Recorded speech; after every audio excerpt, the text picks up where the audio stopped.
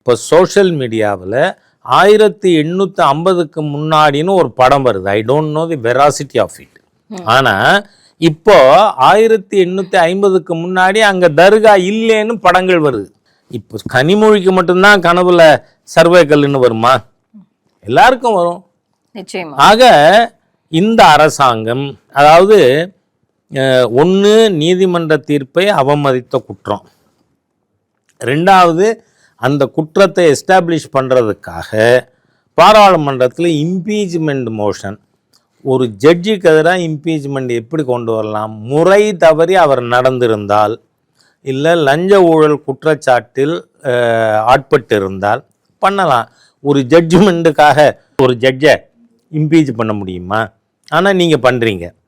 அப்படி இருக்கிறத இந்த அரசாங்கம், நாங்கள் இந்த முழுமையாக ஹிந்து மதத்துக்கு, ஹிந்துக்களுக்கு, ஏன்னா அடிப்படையாக கேட்க ஆரம்பித்தா இஸ்லாம் பிறந்து 1400 ஆண்டு ஆகுது.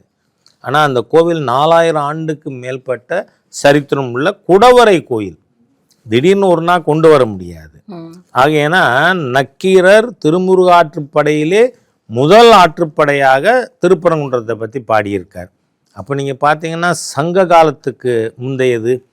ஆக அந்த மாதிரி இருக்கும் பொழுது மாநில அரசாங்கம் திட்டமிட்ட ரீதியில் டு ஃபூல் தி ஹிந்துஸ், நீங்கள் ஒரு சர்வே தொல்லியல் துறையை அனுப்புகிறீங்க. இப்போ மக்கள், ஹிந்துக்கள் எங்கிட்ட நிறைய பேர் பேசினாங்க. அதைத்தான் நான் தாமரை டிவி நேயர்களுக்கு சொல்கிறேன்.